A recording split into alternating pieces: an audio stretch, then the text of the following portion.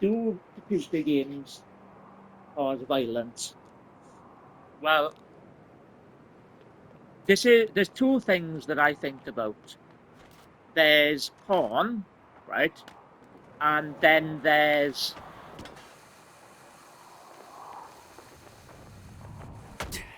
so what is it? So there's porn, and then there's gaming, right? So with these type of things, I think porn is said to actually teach more bad behavior than gaming does, right? They research gaming, and it always comes back. Um, it always comes back negative. So computer games just don't cause.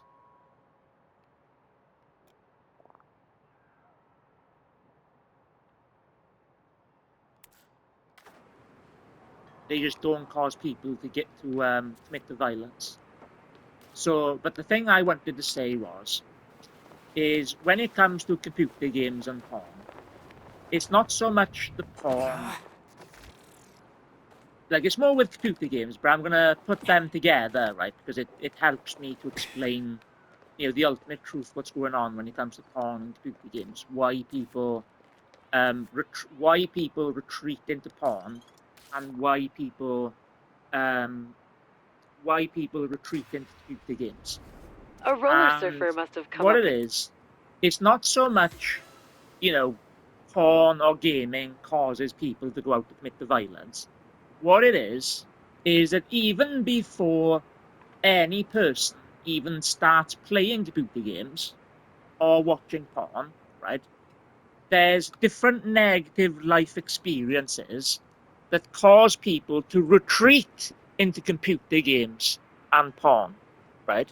So banning computer games and banning porn is just completely unrealistic. It's completely authoritarian.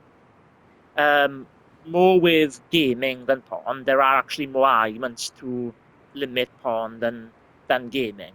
But for the most part, it's not that these things actually cause people to commit to violence, right? It's that something before they even get into these things causes them to retreat into doing these things. So when so the re, so I hate it when I stumble.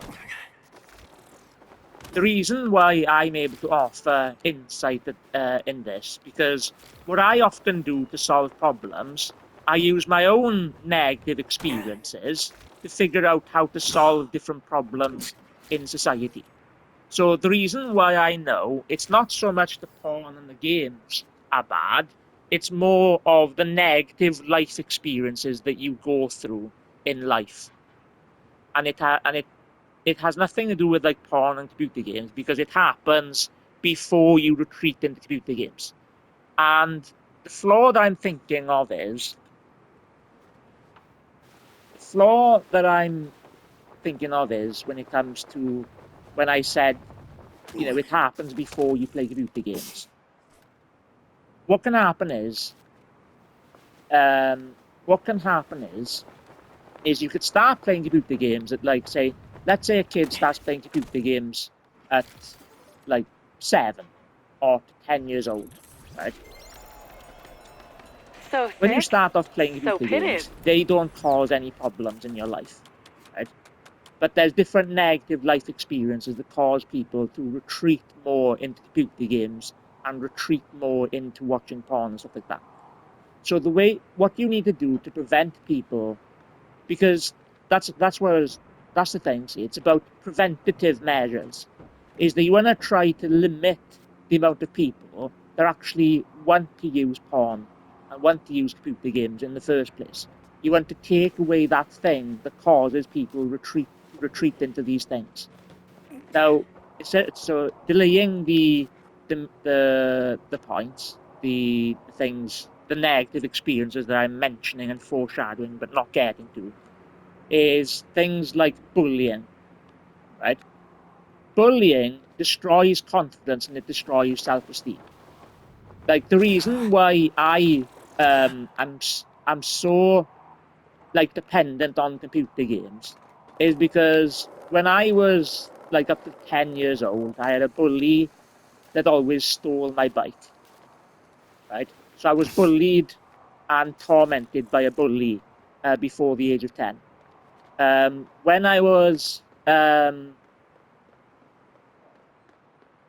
in my first year of secondary school in the UK, um, I went through bullying then, where one kid was like calling me like a certain name, and like multiple other people like joined in and calling me this name. So the reason why I retreat into computer games and so porn and things like that is because of the traumatic experiences that I went through as a result of bullying. Because and then also what I went through a lot of like the more attractive students, the more popular students, the more intelligent students. They looked down on me because they thought they were better than me because I wasn't as attractive as them. And another thing as well is elitism and snobbery. So people that were more intelligent than me looked down on me because I wasn't as intelligent as they were. So the reason why I retreat so much into computer games is because of that bullying and that elitism that I went through. So if you want to lower the likelihood that people, you know, sexually waste their life on computer games, you want to protect people's psychology and you want to prevent psychological trauma, and so not only do you want to combat bullying, so like if you want to stop people getting into porn and like becoming like porn addicts or computer game addicts, you want to, like combat bullying and elitism in school. So you want to make sure that children grow up with as much confidence as possible. And when you go through bullying, it affects your ability to be sociable and to want to be sociable. And the reason why that is, and I mentioned this once when um, I mentioned this once to a mental health nurse. And what I said oh, the reason why I don't like going outside is because when I was in school, I went through bullying and elitism and all this kind of stuff. If whenever I left the house and that's all that I experienced was these negative experiences, then obviously that's going to impact my attitude when it comes to leaving the house. So the reason why my mental health issues, my OCPD has gotten so bad, my communication problems have gotten so bad, controlling my environment has gone so bad, and not wanting to leave the house has gone so bad, it's because of all that bullying and all those negative experiences I went through as a result. Now, so that was, I think, mostly with computer games in mind. But when it comes to porn, it's that because I have Holy cow, was that OCPD fast? and have really, really bad communication skills, I can't talk to people that I'm attracted to. And then because of, developing, negative um, behaviors and negative habits, it's a result of my parents not, being disciplined enough and being too Whoa! light on me. Hey, take it And easy. what would have help me to develop more positive habits. And the reason why this connects to dating is because I don't see the point of me being dating or being in relationships if I can barely like look after myself and clean up the house. So, and I distracted myself by trying to get that point in. Um, so the reason why I've never been in a relationship, why I can't talk to girls, why I can't, you know, like, because I could be like a stay-at-home dad or whatever, like, you know. But the thing is that because my mental health is so bad, because of all the negative experience I've gone through, and the lack of positive like habits and stuff like that, that's what's made my mental health issues worse, and why I can't date, why I can't be in relationships. And this is the reason why I kind of like I don't think I only like watch porn like 3 times a week or whatever. So, I guess that's a bit too much detail. Some people might argue I shouldn't put that into the video, but how can I explain how these things work if I don't sacrifice and put my own personal experiences into the video and talk about them openly online? So, it's bullying and elitism in schools that that's caused me to lose self-esteem and confidence. It's the lack of having healthy habits, which is what I'm trying to mention here is chores and things like that. My parents should have done more to like make me do more things around the house, because I think I was always destined to be on um the sick and things like that. So, see, what was the point I was trying to make there? Yeah, so I should have been taught more how to take care of myself in the house. And another thing as well is I should have been taught to, you know, iron clothes, to wash clothes, to put them out every day. Like I should have been taught more to do the housework. And if I was taught more of these things when I was at my youngest, where it's easier for me to absorb information, that's when it's vital you have these healthy habits created. And that's where chores come in. Hey, look out! So, yeah, so if you want to stop people from getting addicted to porn or retreating into porn or retreating into computer games, you want to help people's confidence, help people's psychology, improve their resiliency. And you do this through creating more positive experiences in schools, like teaching ethics to children, like teaching people the consequences of their actions and the influences that they put out there in the world. Like the more we like surely if you teach people, like if you can teach children that you don't put your hand in fire because you're going to burn your hand, then surely we can teach children not to bully people and to treat people like rubbish, um, through education. Um, yeah, so people retreat into porn because they develop bad communication problems, they develop mental health issues, they develop like bad social skills. And if you want to prevent people from, spending too much time with computer games or porn, you want to improve people's mental health. But also as well, you also want to improve people's financial situations, and you also want to improve education as well. Um, because going down the route of banning these things, it's just completely authoritarian, and you can't ban porn as much as you think it's a good idea. You gotta teach people, not control people. I believe in the path of enlightenment. I don't believe in the path of control. It's better that you teach people rather than try to control people. And going down this ridiculous route of banning porn and banning computer games, it's ridiculous. You're meant to teach you like we we expect people to know how to parent. People don't know how to parent. So we need to do more to teach people how to parent when they eventually raise children.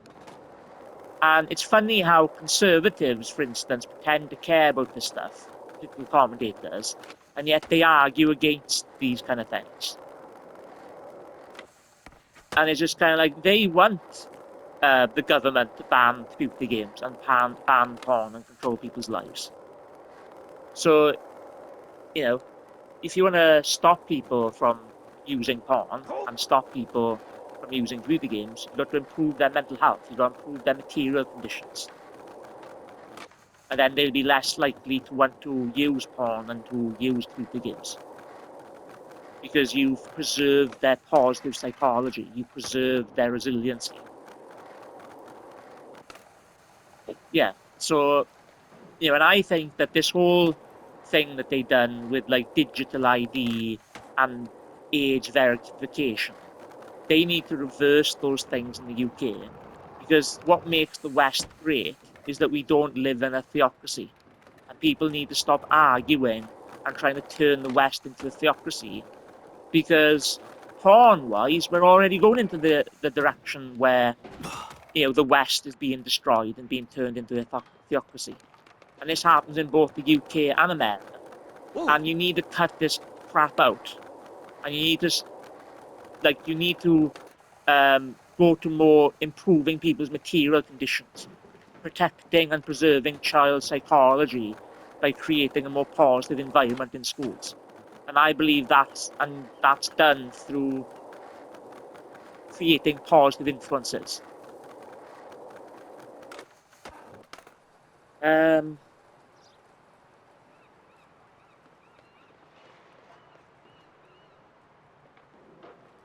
Yeah, I think I've discussed everything that I've said. Maybe not as perfect as I wanted it to.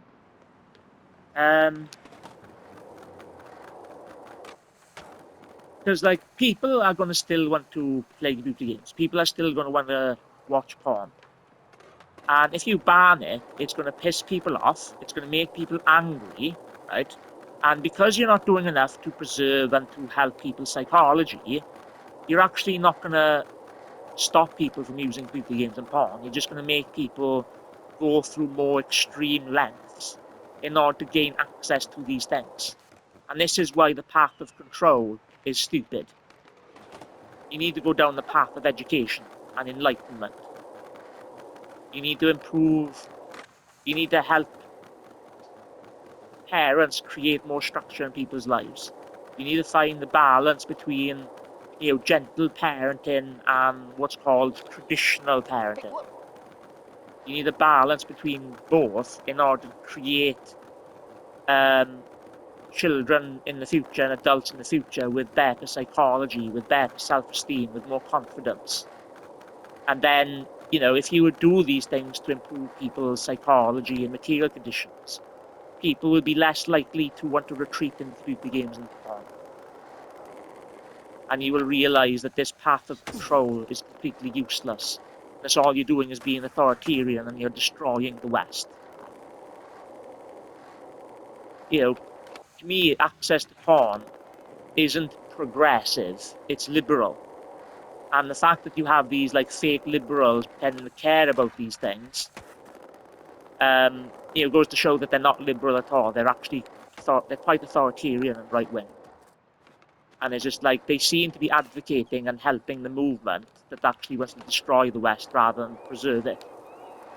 The thing that makes the West great is not right wingism, it's liberalism, or a balance between liberalism and conservatism, with liberalism being the main thing.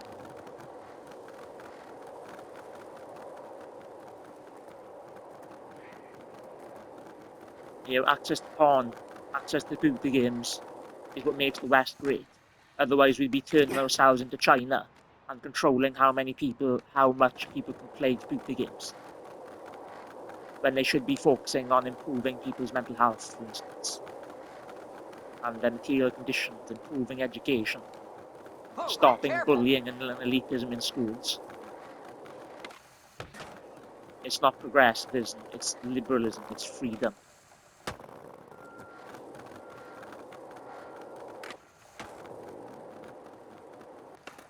Liberalism is what makes the West great, not a theocracy. And Britain and America are going too far in the direction of a theocracy. And I would say we're on the verge of the West being destroyed in the UK and America because of these fake liberal types, actually helping, the far right, not the right wing, but the far right wing oppress people and take people's rights away. They're actually trying to destroy the West. They're not trying to save the West.